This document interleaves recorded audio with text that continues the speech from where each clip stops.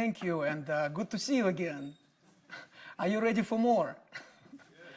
All right. So we are talking about different continents of mathematics, and we are talking about hidden connections between them. So let me recap what we have discussed up to now. So we remember that picture of these different continents and the jigsaw puzzle, and this idea that we have different continents of mathematics.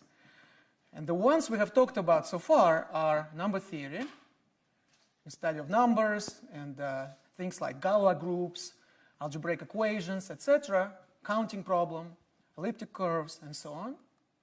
Harmonic analysis, we talked about the waves such as the ones represented by trigonometric functions as the ones which correspond to, say, the sounds of musical instruments, but also more sophisticated ones corresponding to the so-called modular forms. They are the ones which turn out to be responsible for the counting problems, for counting the numbers of solutions of the cubic equations, which we talked about last time. And we have also talked about geometry and the appearance of symmetry groups in geometric settings. So the Langlands program, initiated by Robert Langlands, pictured here at his office at the Institute for Advanced Study, aims to unify these continents of mathematics, aims at building bridges between them, finding connections between them. And this is not just a kind of a metaphysical, philosophical discussion. These connections are expressed by some very concrete mathematical statements, like the Shimura-Taniyama wave conjecture, which we discussed last time. Very precise mathematical statement. So here's again this cover page of the letter from Robert Langlands to André Weil in 1967, in which he first outlined these ideas, almost 50 years ago. But of course, a lot of progress has been made in those years, and still so much remains unsolved. The Langlands program itself, one could say, essentially consists of two parts. One is called the Langlands correspondence, and it can be thought of as really a vast generalization of the Shimura-Taniyama wave conjecture, which we talked about last time. That conjecture which relates objects of totally different nature from number theory and from harmonic analysis. The Langlands correspondence is a generalization of that. On one side are representations of Galois groups. So you see, the Galois group is very important in this discussion. And in fact, when you look at this photograph of Langlands, you see that Galois group, Galois theory appears prominently on this blackboard behind him. So that's not by chance. Galois theory is very important. And on the other side are the so-called automorphic functions, which are the characters living in the world of harmonic analysis. And the second idea is the so-called Langlands functoriality. And this is something which is just about the world of harmonic analysis. It's about some non-trivial relations between those automorphic functions. That's what the Langlands program is, sort of like a panoramic view of the Langlands program. And now to connect to what we discussed last time, let me remind you that the Shimura-Taniyama wave conjecture could be thought of as a correspondence between objects from number theory, which can be represented by cubic equations, or mathematicians also know them as elliptic curves, on one side, and objects from harmonic analysis called modular forms. Those are functions on the unit disk which have the special properties. I have illustrated this connection, this correspondence, in one specific case, when I had the one specific equation. Remember this equation, y squared plus y equals x cubed minus x squared. Did I write it correctly?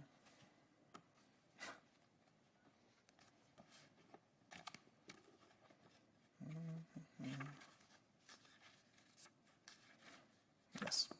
Okay. This equation and the corresponding counting problem and the corresponding elliptic curve. And then on the other side, the modular form which appears is that special one which was written as q squared 1 minus q squared squared, and so on. So, but this is just one case. This is just one member on the left-hand side and one member on the right-hand side. The statement is that every other elliptic curve would have its own partner, which will be a modular form, perhaps more sophisticated than the one which I wrote. Now, the Langlands correspondence is a more general statement like that. It's also correspondence between objects of two different nature, one object from number theory, one from harmonic analysis. But the objects which appear in number theory, they are not represented necessarily by some equations.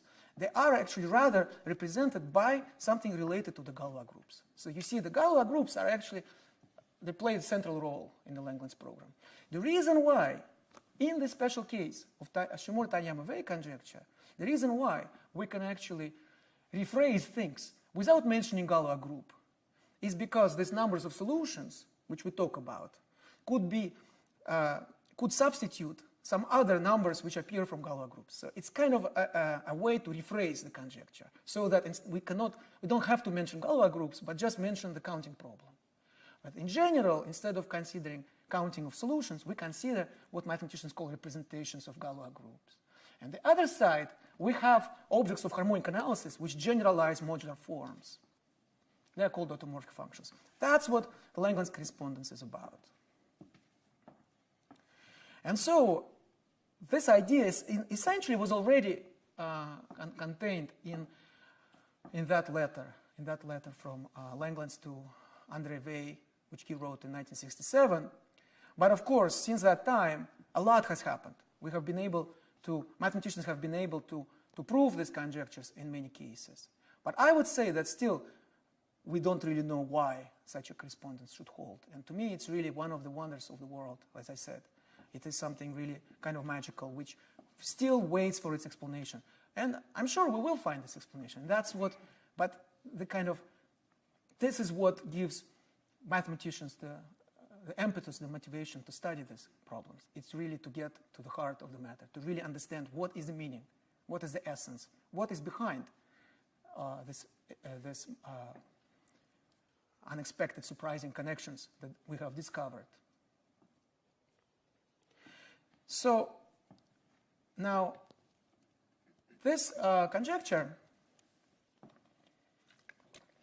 these Langlands conjectures, have been, in the last 50 years, reformulated in many different settings and generalized in different directions. But there is one direction which I would like to talk about more specifically, and that's the connection to quantum physics. So you see, we have already discussed the connection between number theory and harmonic analysis. And in fact, it turns out that geometry is not so far away. There are also Langlands patterns in geometry. But what perhaps is even more surprising is that there is yet another continent, or maybe a whole different planet of physics, which also has a surprising connection to the ideas of the Langlands program. And that's quantum physics. So what I would like to do now is to give you some hints and some ideas, some insights as to what exactly is happening in physics that bears a connection to a resemblance and connections to the Langlands program. What I like about this subject is that actually it is something which happened just in the last 10 years. It's some really cutting-edge research which, if I was speaking about this 10 years ago, I probably wouldn't be able to tell you the story. But now the story can be told. And so it is something very contemporary, very modern, very exciting, something happening right now. There are hundreds of researchers around the world who are working on this problem of connecting the Langlands program and quantum physics. So to set the stage for this exploration, I would like to return to our old friend symmetry. Symmetry has been a kind of a secret ingredient in this whole story. A secret ingredient appearing in different guises in all of these different continents of mathematics. We saw its appearance in geometry first. Remember the snowflake, but also We talked about rotations of a bottle, other round objects, rotations of a sphere, permutation groups, things like that. That's symmetry in geometry. We also talked about number theory. And we talked about the Galois groups, discovered by the great French mathematician who died so young, and which we still use to this day, and which are the central objects of number theory today. And we have now talked about symmetries also in harmonic analysis, because we've discussed the fact that the functions like this infinite product, which appear on the other side of the Shimura-Taniyama wave conjecture, actually have special properties with respect to some symmetry groups. I did not describe those symmetry groups precisely, only showed you the picture of how the symmetry group acts on a unit disk. It acts by permuting in sophisticated ways these triangles, the white and red triangles. So therefore, these mysterious objects modular forms, which appear in Shimura-Taniyama wave conjecture, and also their cousins, automorphic functions, which appear in the more general setting of the Langlands program, they are intimately connected to symmetry groups. And so what I would like to do now is to show you how symmetry also pops up in quantum physics. So that, this has been this kind of like the continuing discussion that this is a secret ingredient. This is something which appears in all of the subjects. And so before kind of getting to quantum field theory proper, I would like to illustrate how the ideas of symmetry play out in quantum physics. Now, that I already explained. And maybe since I was asked during the break, maybe I should say that I didn't quite explain the link between. I didn't finish explaining the link between Fermat's last theorem and Shimura-Taniyama wave, right? Because I did explain to you that if there is a solution of the Fermat equation,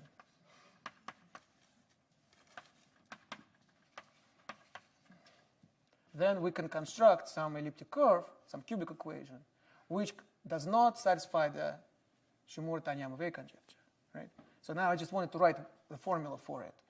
But to write the formulas, there is a clash of notation, because I use xy in the Fermat's last theorem, and I use also xy in the cubic equation. So let me rewrite Fermat's last theorem first as a to the n plus b to the n equals c to the n. So let's ignore this, but instead focus on this equation. And so if we have a solution in positive integers, a, b, c, of this equation for a prime number greater than 3, then we can construct the following cubic equation. Y squared equals x times x minus a to the n times x minus b to the n. You see, this is called, sometimes it's called a Frye curve, because Frye, mathematician Gerhard Frye, was the first one to point out that that if you have such a solution, this curve will probably not satisfy Shimura-Taniyama wave conjecture. And then Ken Ribbit, the Berkeley mathematician, our colleague, actually proved that this curve, this equation, will not satisfy Shimura-Taniyama wave conjecture. In other words, for this curve, if A and B come from such a solution, could not possibly have a counterpart in the world of harmonic analysis. But therefore, if we already know that Shimura-Taniyama conjecture is true, this curve cannot exist. But if it cannot exist, then the solution cannot exist in the first place. And that's how the proof of Fermat's last theorem was finally completed. So now you see the big picture. You see not only that how Shimura-Taniyama wave conjecture, how it appears as a special case of the Langlands program, but you also see how Fermat's last theorem is the corollary, or is something that is implied by Shimura-Taniyama wave. Okay. But let's go back to the main line of the discussion, which is that I would like to show you how symmetry works out in quantum physics now. That is my next topic. And this basically is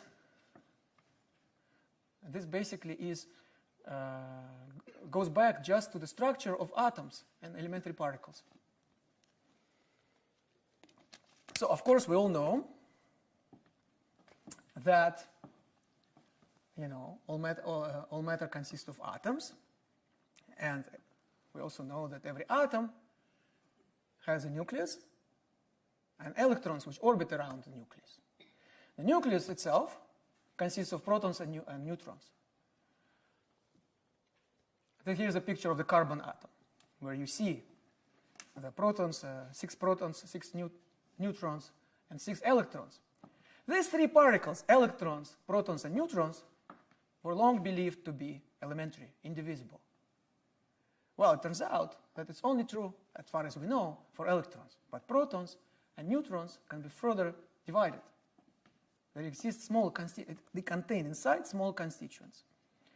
And what I would like to explain is how physicists first came up with this idea, that there exist the smaller constituents inside protons and neutrons, something which appeared which kind of stunned the world of physics. These days, physicists need very sophisticated machines to find elementary particles and to understand their properties. So here you see the picture of the famous Large Hadron Collider, which is probably the biggest machine ever built by humans under the city of Geneva in Switzerland. And actually, it's so big that actually it crosses the international borders, as you may know. And so this humongous machine, what happens is the particles get accelerated, and then they smash together, which is kind of schematically represented on this picture.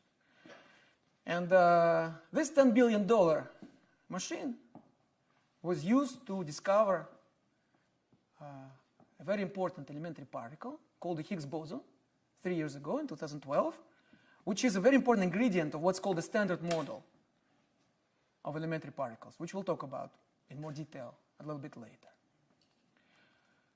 But what I would like to tell you now is that I want to go back in time to the 1960s. In the 1960s, physicists used smaller machines, still quite impressive, but not quite as big as a Large Hadron Collider. And using those sophisticated machines, in particular here at Berkeley, at the Lawrence Lab, they were able to discover a very large number of what was believed to be elementary particles. And at first, physicists were very excited that, look, we find this particle, and more Nobel Prizes were given for this. But then, in some sense, it became kind of an embarrassment because there were too many of them. To the point where famous theoretical physicist Wolfgang Pauli, a Nobel Prize winner, quipped that elementary particle physics was turning into botany. They have too many particles and no underlying theory describing this proliferation, this humongous proliferation of those particles. Physicists desperately needed some theory, some explanation where these particles come from. Or, as another physicist said, who ordered them? Who ordered those particles?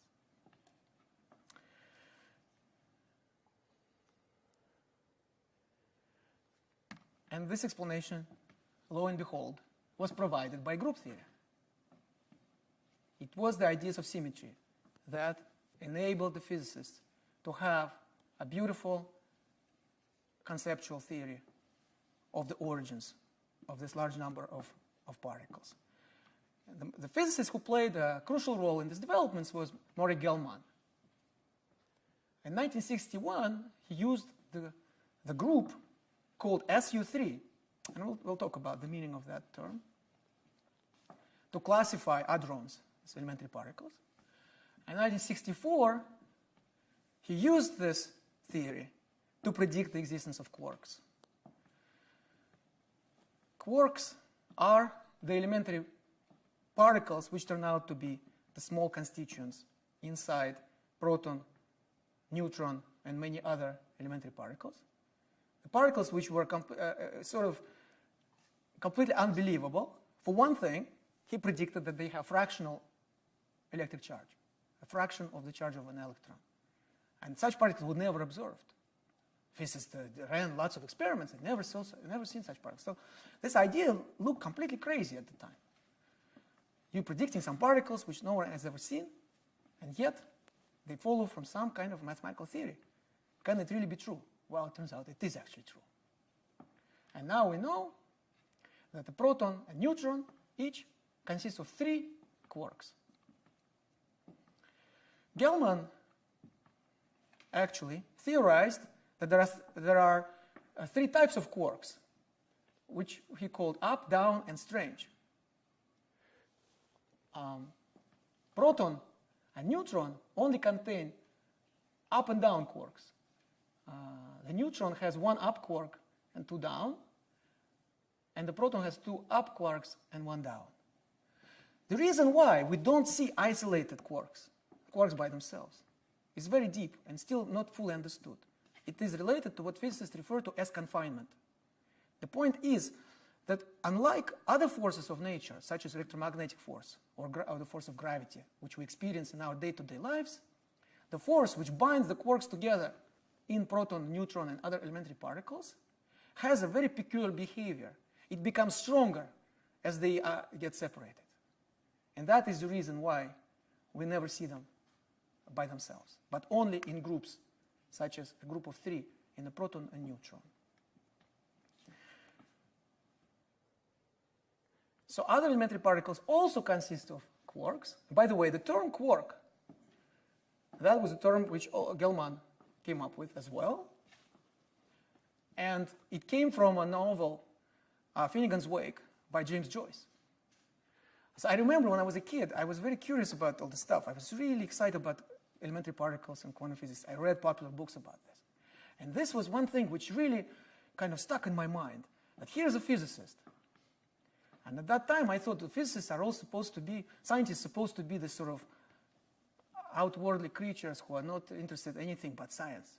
And here is this guy, Murray Gell-Mann, who actually gives a name to an elementary particle based on a famous work of literature. So I find it kind of encouraging, so that maybe it's not such a bad idea to read and to be interested in other subjects like art and literature and poetry, etc. So in the Finnegan's Wake, there is a poem which starts with the words 3 quarks for Master Mark, and that's where the name came from. I should say some of these ideas were also developed by other physicists, including the Japanese physicist Kazuhiko Nishijima, Israeli Yuval Ne'eman, and American George Zweig, Russian-born physicist. But the crucial element in Gell-Mann's theory is a group, which is called SU3. Now, what is the meaning of this? What is the meaning of this name? You see, we have discussed a very important group, which is a group of rotations, of a sphere, for which I use basketball. Actually, I might as well show you again. So, we have discussed the group of rotations of a sphere, right? So you choose an axis of rotation and you rotate by a particular angle. That group has a special name in mathematics. It's called SO3. So I'm trying to explain the names, you see. Some names are kind of cool, like quark, and some names are less cool, like SO3 or SU3, but there is something behind them. So SO3 stands for special orthogonal group in 3 dimensions. Why 3 dimensions? Because the sphere is in 3 dimensions. So each rotation of a sphere can also be thought of as the rotation of the ambient 3-dimensional space, which has special properties. It's called orthogonal. It preserves all distances. Special means that it preserves orientation, something we also talked about during the first lecture. SU3 is a special unitary group.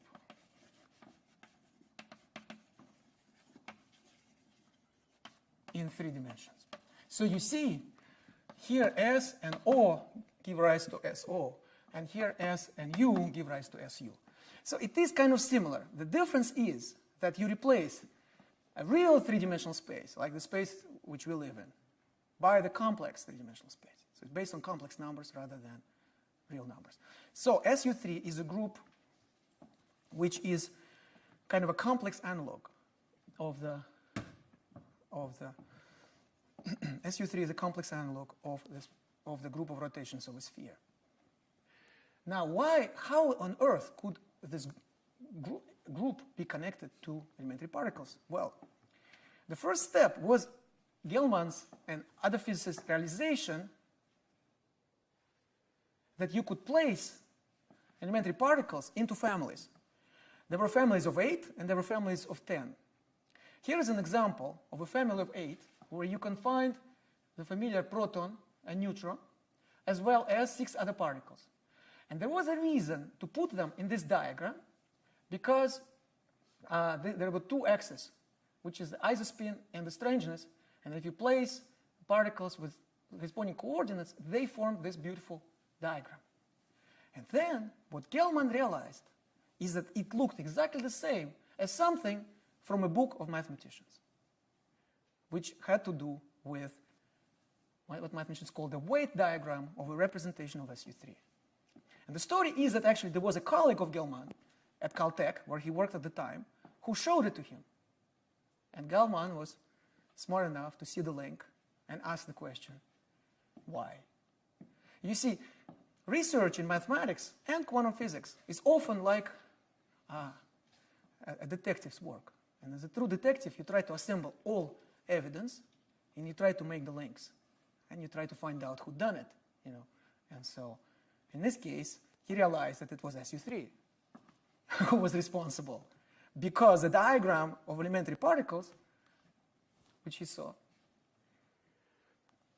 was identical to a diagram appearing in a totally different setting, and many years earlier, I might add. So this is, we're talking about the work done in the 60s. Mathematicians worked this out perhaps 20, 30 years earlier, totally unrelated from physics, motivated by entirely different reasons. Okay. Which, you know, brings up this quote from a great physicist, C.N. Young, a Nobel Prize winner, who has also made important contributions in exploiting this kind of connections between mathematics and physics. He said, what could be more mysterious, what could be more awe-inspiring than to find that the structure of the physical world is intimately tied to the deep mathematical concepts, concepts which were developed out of considerations rooted only in logic and the beauty of form. So that's a beautiful example of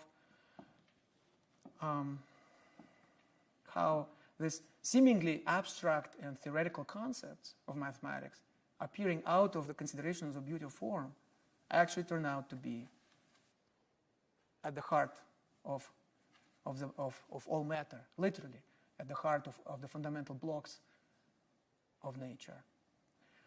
I like the story in part because I suppose I could say that the reason that quarks are one of the reasons why I became a mathematician.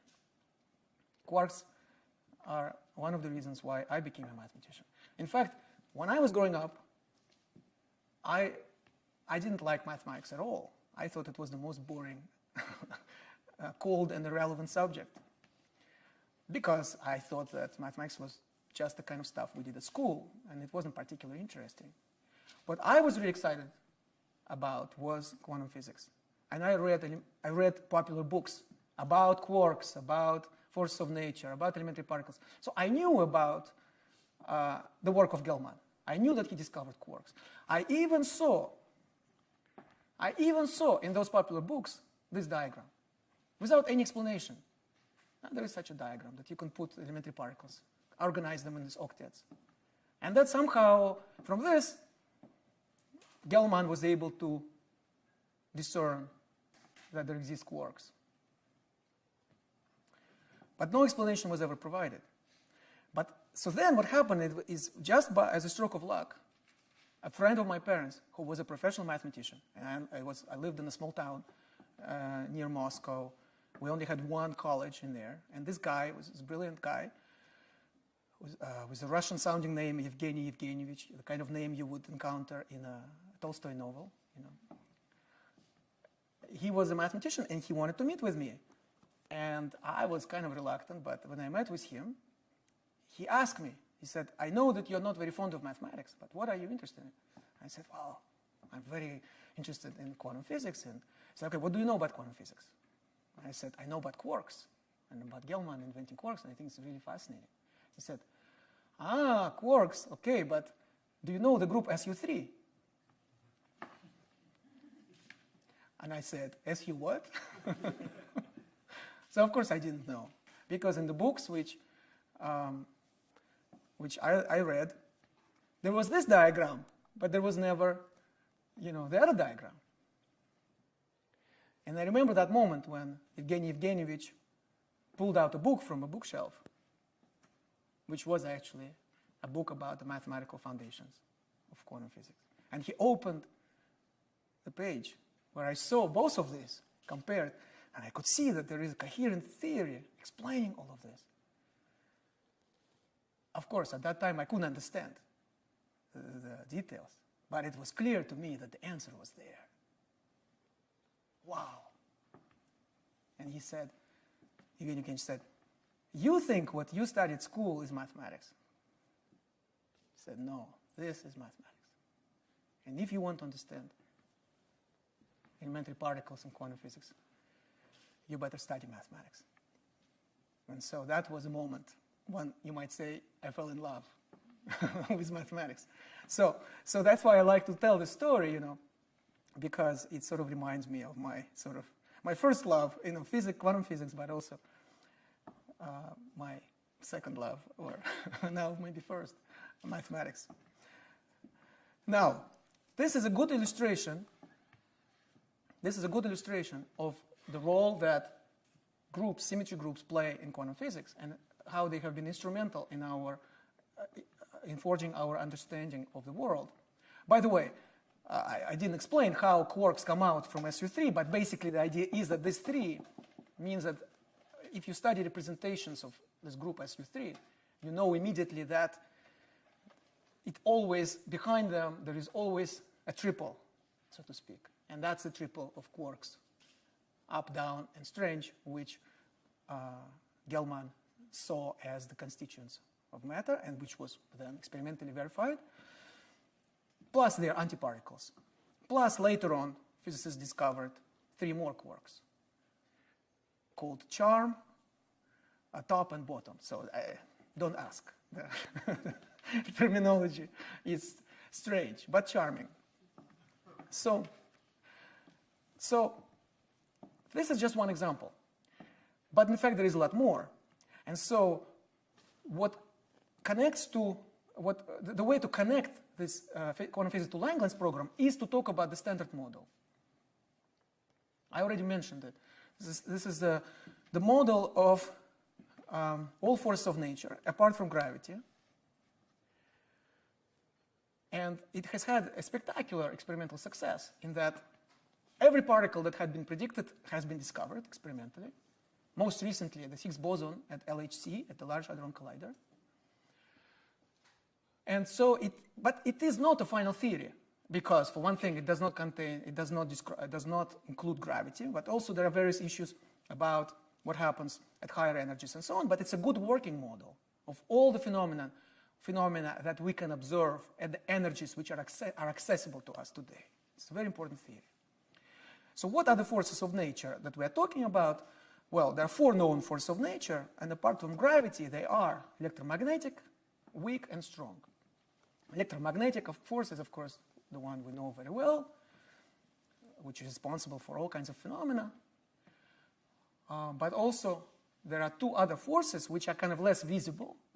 They are nuclear forces. The weak force, for example, is the one responsible for radioactive decay. The strong force is the force which binds quarks together in proton, neutron, and other elementary particles. So what's so important about these theories for me today is the fact that these 3 theories are, in fact, what's called gauge theories. A gauge theory is a term which physicists use for a particular kind of quantum theory. And it turns out that 3 out of 4 fundamental theories of nature are gauge theories. The most important thing to know about a gauge theory is that a gauge theory is always connected to a group. It's always based on a group. There is a group of symmetries in it, always. So what are they? In fact, here's a list. Electromagnetic force is the theory describing electromagnetic force is a gauge theory in which the group is called U1. And that's a fancy name for a group which was our first group in this lecture series, namely the circle group. Remember, the group of rotations of a round bottle. We discussed the fact that when we have a round bottle, every rotation around the central axis will preserve its shape and position. And then we discussed the fact that if you look at the set of all such rotations, they can be represented by a circle. So circle was our first example of a group. And in fact, this is the group responsible for electromagnetic interactions.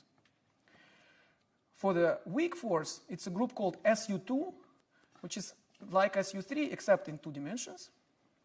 And finally, for the strong force, it is the group SU3. However, to confuse things a little bit, it's not the same SU3 as we discussed before in connection with Gell-Mann's discovery. There are 2 SU3s which are relevant, or actually even more. Several SU3s are relevant to strong interactions. The one which is responsible for the description of and classification of particles is called the flavor SU3. And this one is called the gauge SU3. But nonetheless, it's the same group as as a group, it is the same group, even though it is realized differently.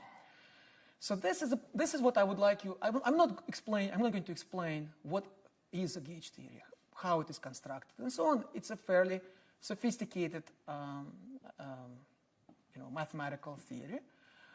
Not too complicated. You can find out more if you like, online, etc. But what I want you to remember is the fact that a gauge theory is always connected to a group. Now, these groups are actually called Lie groups, after a Norwegian mathematician, Sophus Lie. And this indicates that it's not just a group, but also the group itself, the totality of points of this group, can be represented by a nice geometric shape. For instance, U1 is really a circle. And SU2 we'll discuss in a bit, and SU3 has a certain description. So they are kind of nice, what mathematicians call manifolds. They're nice forms, nice geometric shapes. And such groups, which are at the same time nice geometric shapes, are called Lie groups. So a Lie group is always at the foundation of every gauge theory. And now, what I would like to draw your attention to is what is called electromagnetic duality. That it turns out that these gauge theories sometimes possess a certain duality. What it means is that there are some unexpected links between different gauge theories. The simplest one of those is the duality, as the name suggests, which appears in electromagnetism. And this is something which goes back to the study of electric and magnetic fields, which were undertaken by the physicist Maxwell in the 19th century. Maxwell was able to describe the behavior of electromagnetic fields by a system of equations, which now carry his name, the Maxwell equations. And then when you look at these equations, these are differential equations, partial differential equations, which are very elegant, very beautiful. They have this simple, they're not easy, but they're simple. They have this simple structure. If you look at these equations, then you find that in vacuum, when there is no matter present, there is a symmetry between electric and magnetic fields. You can exchange them and the equations will stay the same. So this suggests that electric and magnetic forces somehow are dual to each other. It's very interesting because the way electric and magnetic forces appear in our experience is very different. So later on, when physicists realized that the behavior of these forces at small distances and high energies is governed by quantum theory, the question was posed, is there a duality like this, electromagnetic duality, in quantum physics as well, in quantum theory of electromagnetism? And it turns out that there is a version of this electromagnetism for which such a duality is indeed present. Such duality is indeed present. So you see, now it's very interesting what this version is. It is called a supersymmetric version. Now, we have talked about symmetry, and that's already sophisticated enough. But it turns out that there is also such a thing called supersymmetry. And it sounds fancy, but in fact it is something which has very precise mathematical sense, which is not much more sophisticated than the idea of symmetry itself. In quantum physics, it has to do with the fact that you have particles, elementary particles, which are called bosons, and you have elementary particles called fermions. For example, quarks are fermions, as are other constituents of matter, like electron, neutrino, and so on. But the carriers of forces, such as a photon, which carries electromagnetic force, or the gluons, which carry strong interaction between quarks, are bosons. And so is the Higgs boson. By the way, it is called boson. So, of course, it is a boson. So, but these appear very different. They have very different properties. However, in the 1980s, physicists theorized that perhaps there could be a theory in which there would be kind of a good balance between the two, between bosons and fermions. And such theories are called supersymmetric.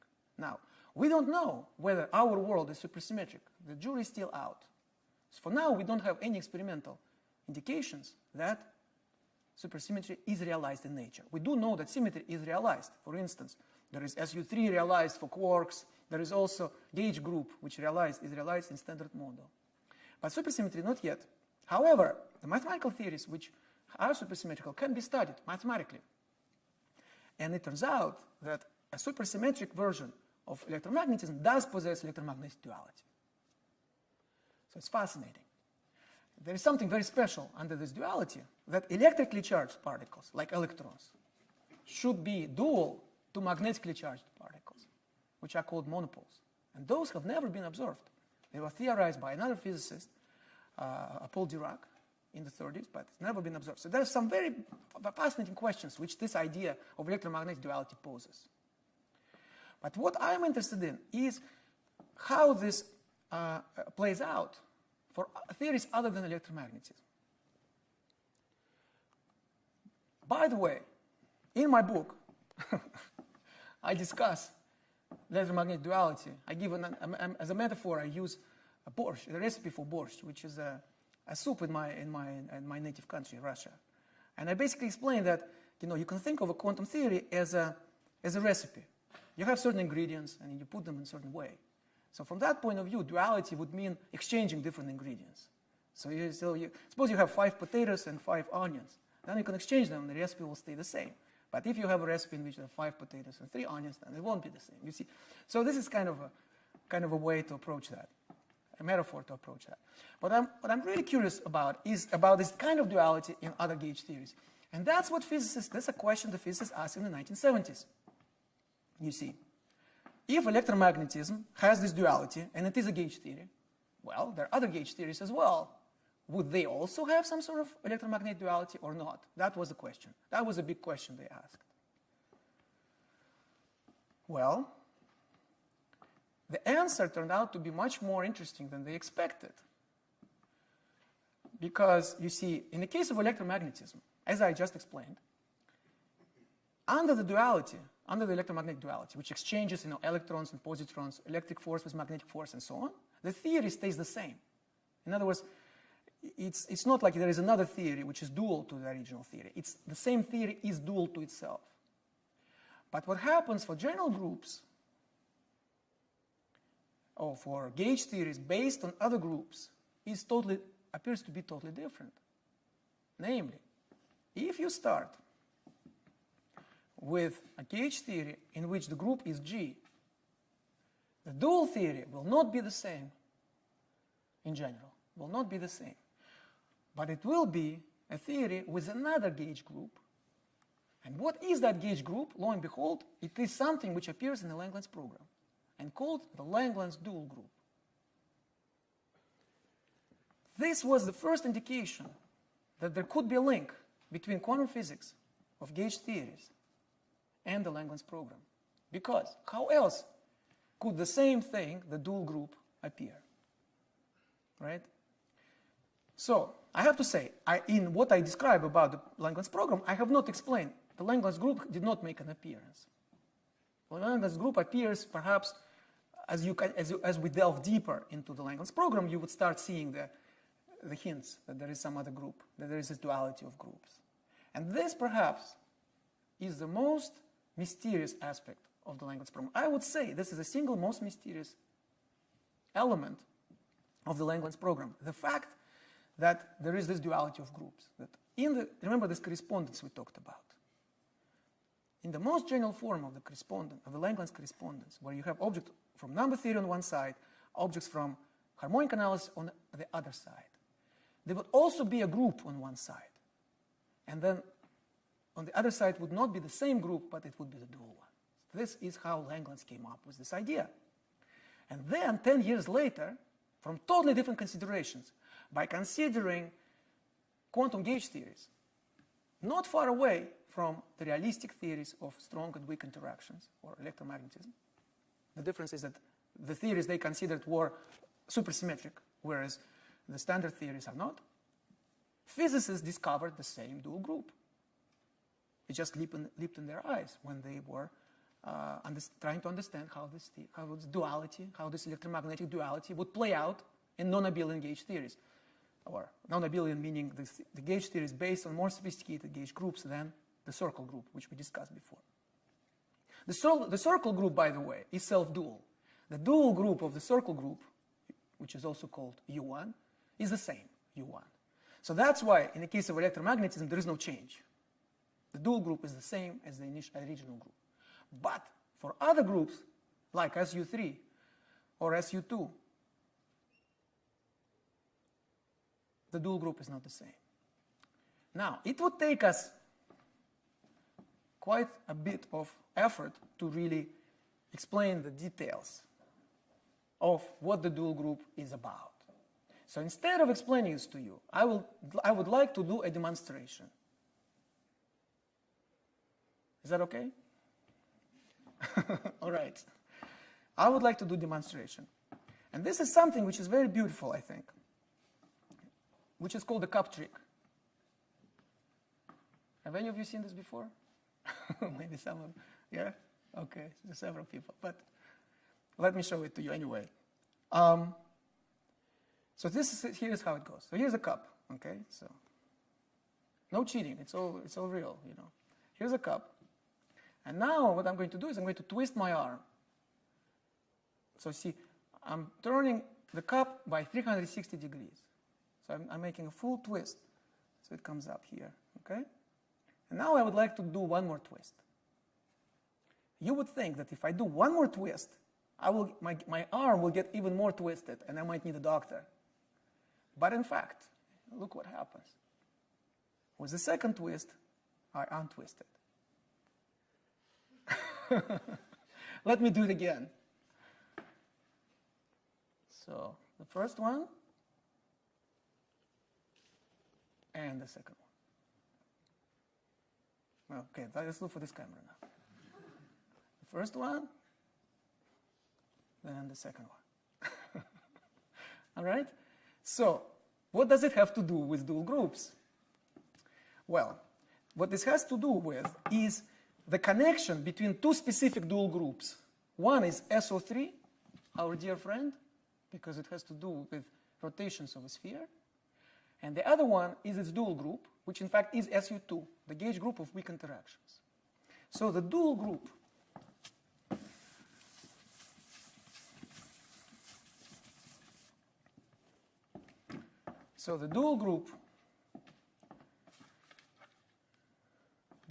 of SO3 happens to be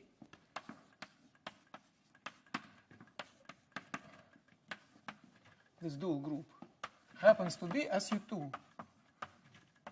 And this is a good illustration of that. And the reason is that the fact that there is such a, that I can do this, that there is a, it means that there is a certain path on the group SO3, because, I mean, SO3 has to do with three-dimensional space and with rotations of the three-dimensional space. So, okay, I'm not going to give you a full explanation how it's connected, but I'm going to tell you the result. The result is that the fact that there exists such a thing, that I can do this, where this path, which is 360, rotation by 360, and yet my arm is twisted, right? But if I retrace that path and do it one more time, one more rotation, and I come back to it, I kind of untwist it. What it means is that there is a path on the group SO3, which is non-trivial. You cannot shrink it to a point. You cannot collapse it to a point. But if you traverse that same path twice, then you can. And there are some beautiful videos which you can find online, for example, following links in my book, where you can see how this works without twisting your arm, so to speak. There are other ways to see the same phenomenon. So now, but if that's the case, then topologists, our friends topologists, would tell us that for SO3, if there is such a path, it means that there exists another group which is twice as big as SO3, in which every path can be contracted to a point. And that group indeed exists, and that's the group SU2. Mathematicians call this a universal covering group of SO3. And it is the dual group, Langlands dual group of SO3. This, by the way, is very important in physics for other reasons, because bosons and fermions that I mentioned earlier, they have special transformation properties. And bosons are described by SO3, and the fermions are described by SU2. So it is actually kind of, this duality is very important in physics. And likewise, for every other Lie group, there exists a Langlands dual group. And the most amazing thing is that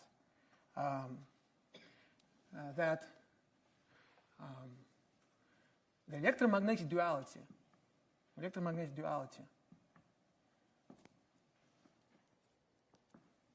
exists or is predicted for gauge theories with groups other than U1, but then the dual theory of the theory with the gauge group G is not going to be the same theory, but the theory with a dual group. Okay, so that is a statement. So for example, if you start with a gauge theory with gauge group SO3, the dual one will have gauge group SU2 and not SO3. Now, that made mathematicians and physicists alike wonder what is going on. Why is it that in the electromagnetic duality you have the same Langlands dual group appear as what appears also in mathematics in the Langlands program, which seems to be totally unrelated? And this was a question which was already understood in the 80s, because already in the late 1970s, these ideas of duality, electromagnetic duality, were discussed and studied, and by physicists such as Goddard and Olive, Knights and Montonen, and they are already saw the appearance of the dual group, even though they did not know about Langlands' work. So they kind of rediscovered the Langlands dual group in their own way. But then in the 80s, some people recognized that the same objects appear in these two very different settings. So the question was posed, what is the relationship between the Langlands program and the electromagnetic duality? And guess what? That question was not answered for 25 years. It was not known. And was only answered about 10 years ago, more like 11 years ago. And in fact, I was sort of privileged to be part of this work that led to finding this connection, these links, you see. So, and this I think is perhaps was these discoveries were probably one of the most important, most interesting discoveries of the sort of in mathematical physics, linking mathematics and quantum physics. So what is the link? Where does the connection come from? And so this was, we were wondering about this. And so the crucial step was made 11 years ago, in 2004, at a conference at the Institute for Advanced Study. That's the same institute where Einstein used to work, where Langlands is a professor, where André Rieu used to work. We had a conference at the Institute for Advanced Study. I was one of the organizers. And the idea was to bring together mathematicians and physicists and to tell sort of our side of the story and see if something clicks, if we can see where the connection could be. Because you see, it's like I said, mathematics is sort of this, for me, it's really this grand mystery, it's this big detective story. And so we are oftentimes kind of, the way we approach the subject is just like true detectives, you know. We are just trying to assemble evidence and try to make sense of it. And so this was one example. And so the, let me jump through this one. And so this was my co-organizer of this conference, Edward Witten, is a physicist, is a professor at the Institute for Advanced Study, and a great theoretical physicist who has also distinguished himself by making groundbreaking discoveries in mathematics. And in fact, for his work, including his work related to the Langlands program, he was awarded last year the Kyoto Prize, one of the biggest prizes in Japan. And so Edward Witten, after the 3 days of the conference, he said, after the first 2 days of the conference 3 days, and it was a small conference. It was even fewer people than we have here now. And we were really, but people really kind of intense and kind of really deep discussion and discussing everything, kind of put everything on the table and try to see what we can cook together. And on the third day, he said, I think I have some ideas. I would like to speak about this. And in the afternoon, on the third day, he gave a talk in which he gave an outline of how the Langlands program could be linked to the electromagnetic duality. And this was, in fact, he was right. So at that time, it was more of a conjecture. It was more of a kind of raw ideas. But in retrospect, looking back, even though we don't have any video recordings or audio recordings of those talks, but I have some notes and so on.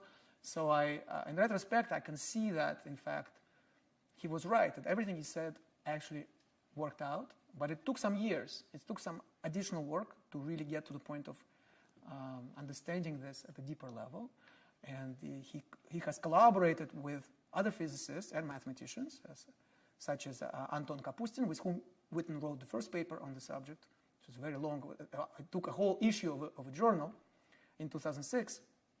And with other physicists, and including myself, we have written a long paper also on the subject, where, in fact, we were able to, so through all these works, Witten and collaborators were able to establish that link. Now, it doesn't mean that we solved everything and we were able to see everything, and know everything, but it kind of it was almost more like opening the door to unraveling that story. And so, what is a link? So what is a link here? How do we connect the two? That's by itself a vast subject, and really vast subject and vast topic, I would say. And so what I would like to say, I would like to just give you a few hints, because that's sort of like, it's almost like, like those Russian dolls, these toys. You open one, and then there's another inside, there's another side. So I kind of feel like I'm opening them for you, mathematics is a never-ending story, that's what it is. And so if I have 4 lectures, or I have 5 lectures, or I have 10 lectures, I'll still be able to finish. And so this is one of the subjects which I wish I could speak more about. But I'll have to just give you a few hints, because, so what do we know for now? We know that the Langlands program has to do with connecting things in number theory and harmonic analysis, right? What kind of things in number theory? Things like elliptic curves and the counting problem for the cubic equations associated to elliptic curves. So for now, I have not explained how exactly Langlands program appears in geometry. I have not yet explained this. I have explained how symmetry appears in geometry. So geometry kind of has been a part of these lectures, for sure. But I have not explained in detail how exactly geometry is relevant. How exactly geometry is relevant to the Langlands program. So I will just give you an indication. And the indication is that a hint. I give you a hint how it's connected.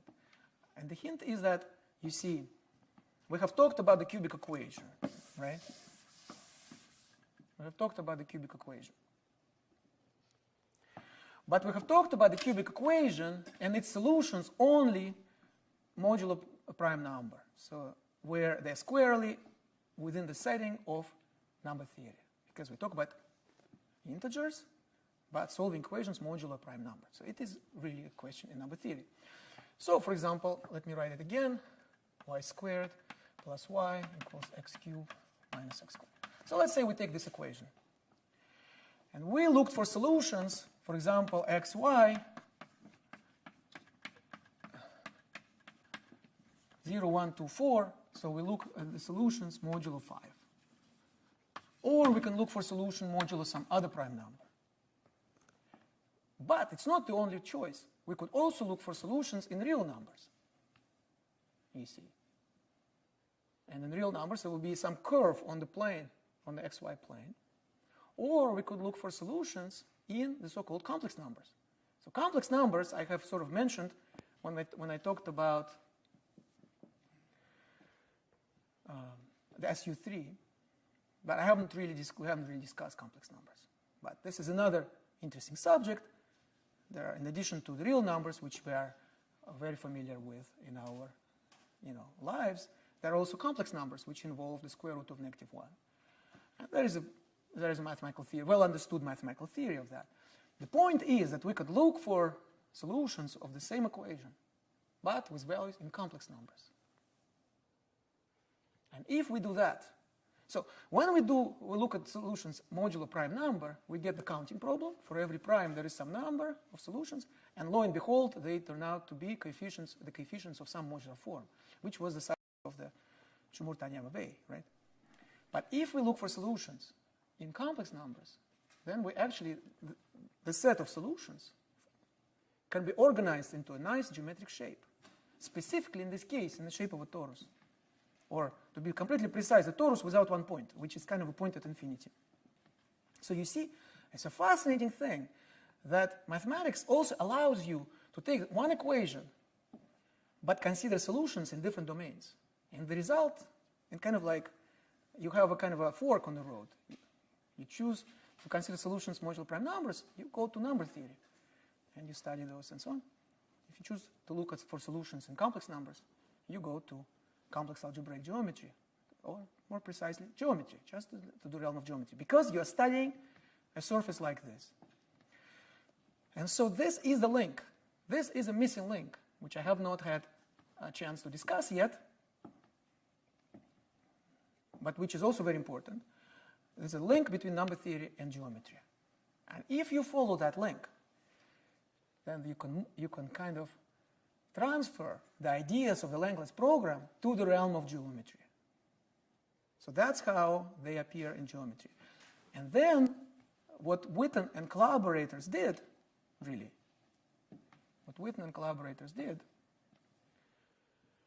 was to see the connection between this type of geometric patterns that the Langlands program predicted and dualities in quantum physics, the electromagnetic duality.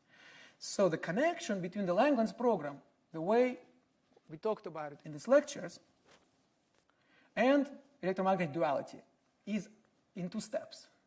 First, we go from number theory to geometry, and second, we go from geometry to physics.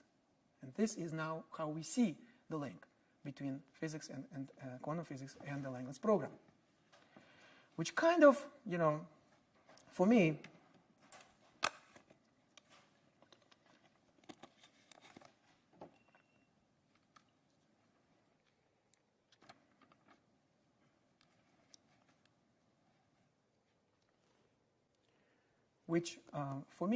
I would like to say, I have already mentioned this quote from Young, who said, how fascinating to see that mathematical theories which were born out of,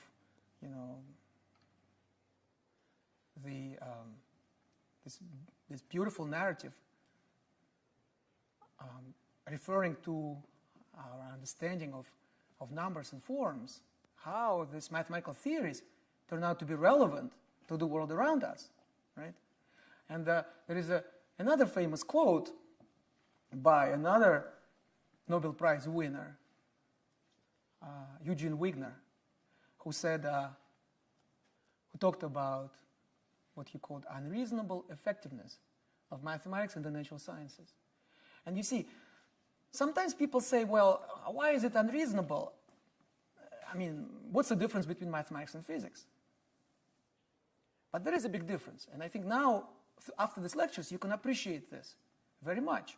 Because, of course, the laws of nature are written in the language of mathematics, as Galileo taught us, and as I mentioned at the very beginning of these lectures.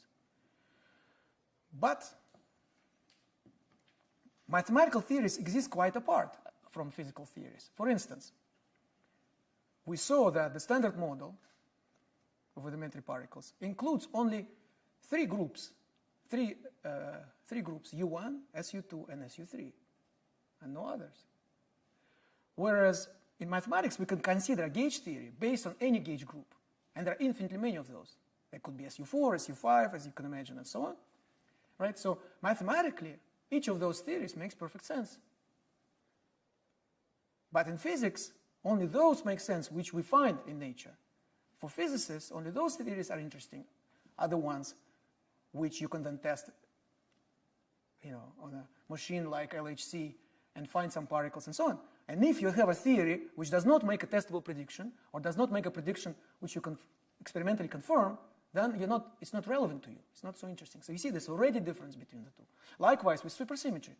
Mathematically, the theories with supersymmetry are fascinating, very interesting, and sound. They are sound theories. They are non-contradictory. They are very interesting to study mathematically. But if supersymmetry is not realized in nature, is not realized in our universe, then these theories are not relevant to physics, you see. So there is a difference between the two. That's the first point. The second point is that many discoveries in physics were preceded by mathematical theories, which were nonetheless discovered for totally different reasons. I have already talked about SU3. When mathematicians discovered SU3, they could never imagine that this would be, related to fundamental blocks of nature, to quarks. This was a big surprise. But the theory was already there. Why did mathematicians discover it? Well, there is an explanation. I could explain it to you why. There was a very clear reason why mathematicians needed to develop it, but within the narrative of mathematics, without any external motivations, you see. And likewise, many other theories, even complex numbers. They were developed by mathematicians, and it took many centuries to really understand and get a good grip on complex numbers. Mathematicians were afraid of them.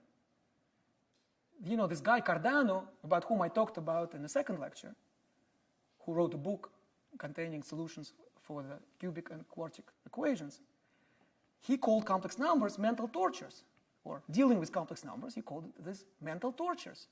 And this is how it took a lot of work and a lot of effort by many generations of mathematicians to really overcome that fear and to really understand what complex numbers are. But until the beginning of the 20th century, they had no use in physics, essentially. I mean, they could be useful for some form, but there was no inherent reason to have them inside physics, because physics was about real numbers, but real spaces, right? And then quantum mechanics was discovered.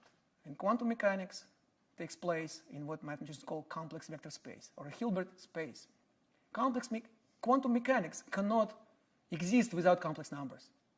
All the double slit experiment, all the interference patterns of particles interfering with themselves, this is only possible because the wave function describing an electron or a photon or another particle is complex valued, has values in complex numbers and not in real numbers. But there is not just a value, but there is also phase. And that's why they can sometimes enhance each other and sometimes kill each other, kind of. So complex numbers are absolutely essential in quantum mechanics. But complex numbers were discovered by mathematicians who had no idea that the world is quantum, and in fact that complex numbers would come into play in studying the physics at the high energy scales. And so this is what Eugene Wigner is talking about. The almost unreasonable effect is why then, if this is a product of our imagination, why then it is so relevant to the world around us? And I think it's a very big question. And I think it's a very big question which we need to ponder more. We need to think more about, because it is a question which goes to the heart of our very existence. And it is also a question about the nature of mathematics, which is what I talked about at the very beginning. I talked about, would aliens have the same math if we met the aliens? Do we discover mathematics or do we invent mathematics? So perhaps after what I have told you in these lectures, the answer is not so obvious. It's not so obvious because you can see these amazing connections which appear as the glimpses of this hidden reality. Who invented? Did Galois invent Galois groups? Well, what if Galois did not finish that manuscript? Or what if, it was lost after his death? Should we then expect that no one else would discover Galois groups? Well, I think it's much more reasonable to believe that someone else would have discovered. Galois would not have received his due credit, but someone else would have discovered the same concept, because these concepts are inevitable, because they follow directly from our knowledge of mathematics within the narrative of mathematics. And this is what has led some mathematicians to speculate that, in fact, mathematical ideas live in a kind of a world quite apart from the physical world around us, in a kind of Platonic reality.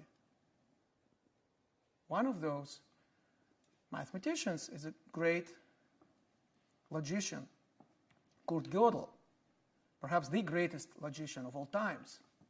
Well, maybe Aristotle kind of comes close, but one of the greatest logicians of all time, the father of the so-called incompleteness theorems, which kind of turn upside down our understanding of mathematics and logic, in that it explained to us that the notion of truth can never be formalized, can never be expressed by an algorithm.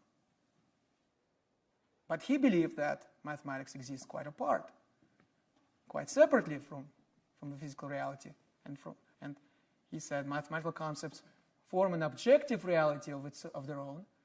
Mathematical concepts form an objective reality of their own, which we cannot create or change, but only perceive and describe. And he actually went further, that by using his insights in logic and his very deep understanding of the formal systems and algorithms and what we now call computers and machines, he actually wrote that the human mind infinitely surpasses the powers of any finite machine. And I think it's something important to ponder, again, in this day and age when some of us are too quick to say that a human is just a specialized computer, a human is just a robot or machine, or there's no difference between a human and a robot. In a way, I would say that all these great mathematical discoveries that we have talked about in these lectures, such as Galois' works, such as Shimura-Taniyama wave conjecture, such as the Langlands program, such as the connection between Langlands program and quantum physics, are not only, I would say, the monuments to the great knowledge of man and humankind, but also human spirit, because when you know, in fact, the human story behind them, when you know what went into this and what sacrifices were made, you kind of feel the creators and those who let us see that beauty, who connected us to that hidden reality of mathematics. The good news is that all of this stuff, all of that work that they have done, and for which they sacrifice themselves, no one can take it away from us. We own it. We all own it. The United States Supreme Court has made a decision in a case which is often cited, that no mathematical formula can be patented. Einstein's famous formula E equals mc squared could not be patented. Einstein could not say, it's my formula. It's my formula, I'm not going to give it to you. No, we all share it. If the formula is true, of course, if it's not true, then it's not very interesting, but if the formula is true, then it is about something very fundamental. It's something about the world around us. It's about our consciousness. It's about who we really are. And therefore, it belongs to all of us. We all share it, you see.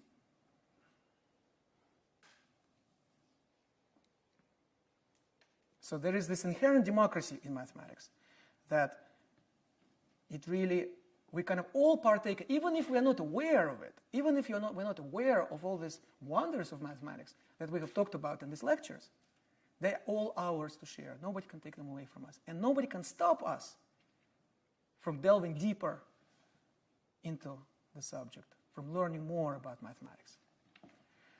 And so to this, this reminds me of the sort of kind of in closing of these lectures, and thank you for being such a wonderful audience, I want to say. But in closing, I would like to quote from Isaac Newton, another great scientist who, paved the way for us to understand and to know.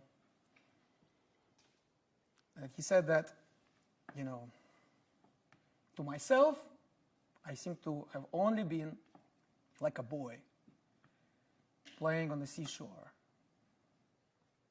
and diverting myself, and now and then finding a smoother pebble or a prettier shell than ordinary, whilst the great ocean of truth lay all undiscovered before me. The great, vast ocean of truth. That's what mathematics is all about. And my dream is that one day we will all awaken to this hidden reality. And then perhaps we'll all feel like children playing on the seashore, discovering, sharing and cherishing this beautiful knowledge. Thank you very much.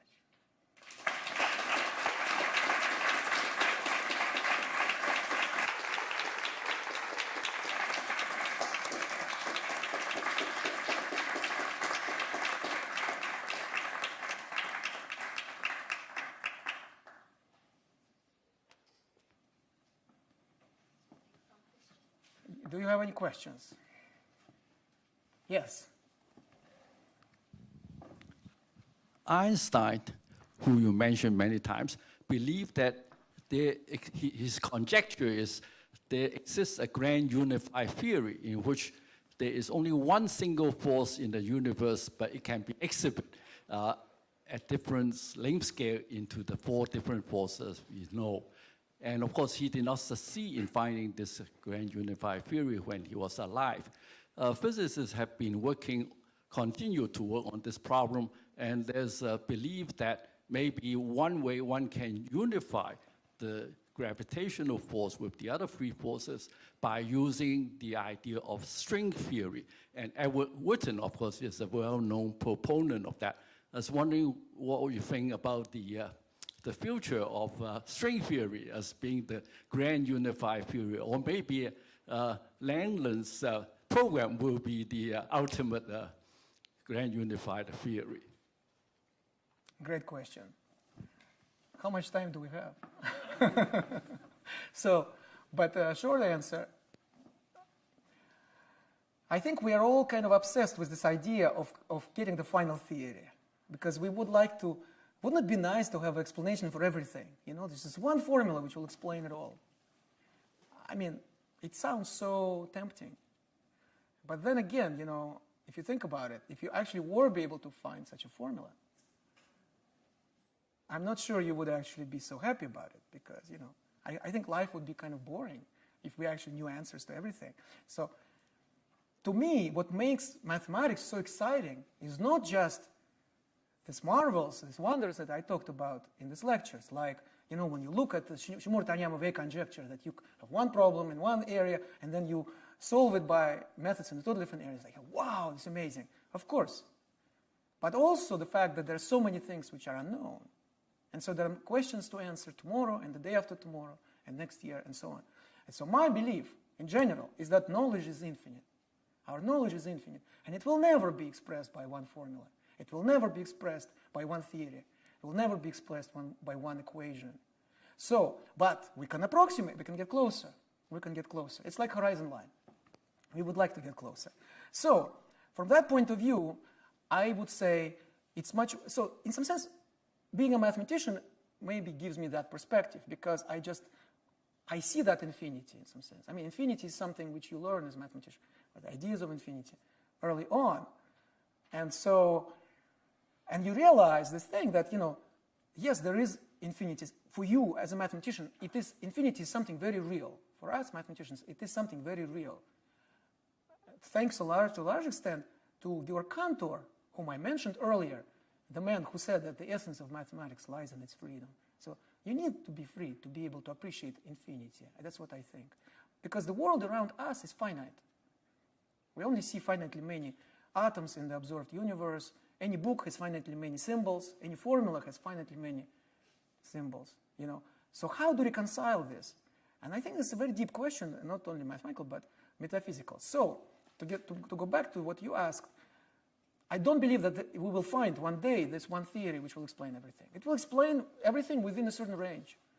Just like standard model is a great unified theory. It explains very well the world in a particular energy range. There could be some phenomena which we have missed, but it looks like we pretty much, but it doesn't explain some other things. And even if we expand the range, perhaps there will be other questions. Likewise, string theory. String theory is beautiful mathematically. For now, and some of my work is related to string theory. So it has been an incredible generator, string theory, of ideas, not only for mathematics, but also for theoretical physics. But it doesn't yet have experimental verification, or doesn't have any proposals for experimental verification. So there is this tension.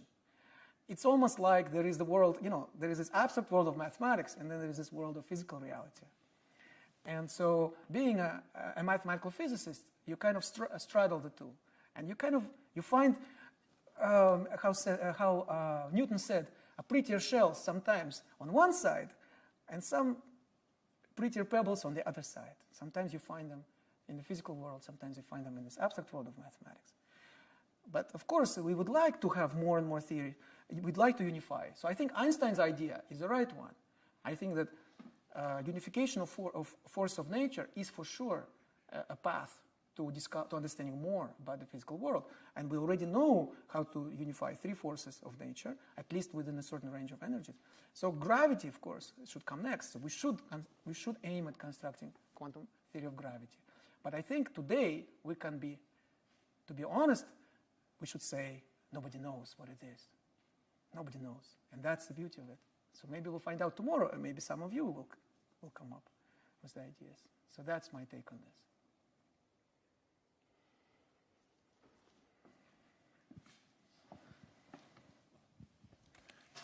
There's another area of mathematics that's about 60 years old, category theory. And it has a lot of the flavor of the Langlands program, as I understand it, an attempt to find common structures in different areas of math. Does that actually relate to the Langlands program in any way? Has anyone done that kind of work? Yes. So category theory, I actually mentioned in my first lecture when I talked about different ways to introduce integers. That one way is by counting, but another way is by homotopy groups, by winding. And this idea of winding actually, or wrapping onto itself, is actually a categorical idea.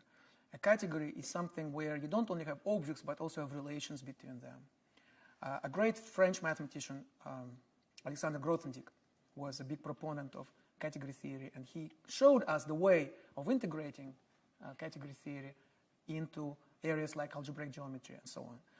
And it is, in fact, the language of the Langlands program, it seems, in that when we move the ideas of the Langlands program from number theory to geometry, categorical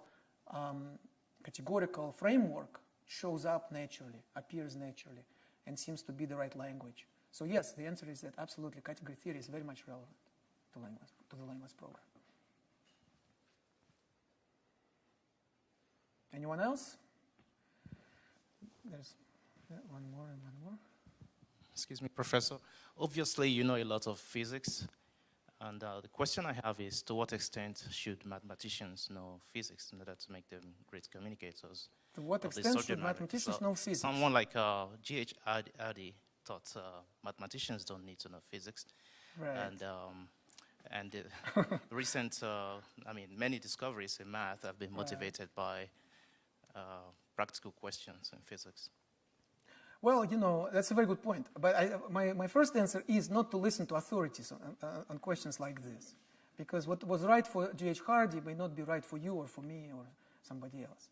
G.H. Hardy is a brilliant man, and also who wrote this beautiful book, Mathematician's Apology, which was very important for mathematicians. But also, his point of view is purposely, I would say, he is purposely a little bit exaggerating things. Like, he also claimed that mathematics should not be useful or is not useful. But then, ironically, some of his work is being used in applications. So, you know, you should be careful what you say, you know. But I can speak about myself. In my work, I have been driven by, in terms of choosing what to work on, I've been driven by my intuition, my aesthetic sense. Like I said early on, when I was a kid, I was very interested in quantum physics, right? But then, Evgeny Evgenyevich kind of converted me into math, because he showed me that mathematics was at, you know, the foundation of physics. And yet, most recently, I have been working with physicists such as Witten on, you know, developing these ideas relating the Langlands program and quantum physics. So I think for each of us, it's like that we just choose. So I don't have a recipe. I'm not sure how much physics everybody should know.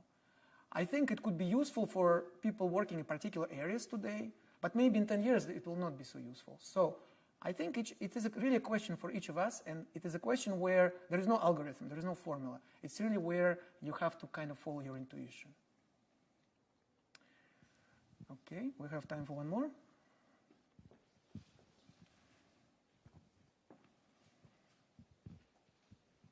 I think this is more of like a general question, like with, you know, how education works in terms of math, because I think a lot of people, when they look at math, they see math as something that's very formulaic and something in which you have to try to crunch out like a distinct answer to something. What can we do to sort of stimulate people at a young age to not feel that math is this really formulaic way of you know, like solving, you know, let's say, you know, solve that x. You know, yeah, like a formula for quadratic equations or something. Like memorize. And then the point is you memorize and you forget after the exam. Yeah, exactly. And how That's can we right. get people to actually try to explore and to sort of delve into like finding sort of the unknown, Yes. you know, starting at the young age. But you think a lot of people are sort of swayed away from math, especially in this country and from STEM fields in general. That's right. Because they, you know, It's a universal problem. Yeah. Absolutely. No, this is a great question. And, you know, I feel that the best way is to expose our kids to these marvels and wonders of mathematics, which, you know, I've talked about in these lectures. Because if you think, you know, if you look at things like symmetry, things like, you know, equation, like clock arithmetic. Here are just two examples. They are very elementary. You can explain symmetries too. And I have gone to schools. I have gone to schools and I talk to 10, 11, 12-year-old kids. And I explain these ideas. And honestly, they understand them even faster than adults. Because they have not been told yet that they will not be able to understand, you see. So, which is the problem for us, I think, as we grow up, because we start believing that we won't understand. And then we're blocking ourselves. So, but for kids, it's still possible because, you know, to show it to them, and they will get it, and they will be excited. Now, not all of them will become mathematicians, but they will have see the big picture, the way we know about the big picture of art or literature, poetry, and music, and so on, right? So I think this is the way, and you know, to be able to show them. But of course, for that, you need to have teachers who know it themselves and who love the subject. Unfortunately, not all teachers of mathematics today in schools they love the subject. The ones who love what they do, they find ways to excite their students. But you know, in some sense, we have no choice. I think that the world is moving so rapidly, and mathematics is becoming integrated into our lives at an accelerated pace that, in some sense, if we don't get our act together in terms of our math education, I think we'll be in big trouble. So this kind of gives me hope that I think humanity will force itself to overcome that fear and to really connect to mathematics as an integral part of our cultural heritage. Well, I want to say thank you so much for being such a great audience. It's been so much fun to do these lectures and to see so many, I feel that great energy from you and interest and excitement. So thank you so much.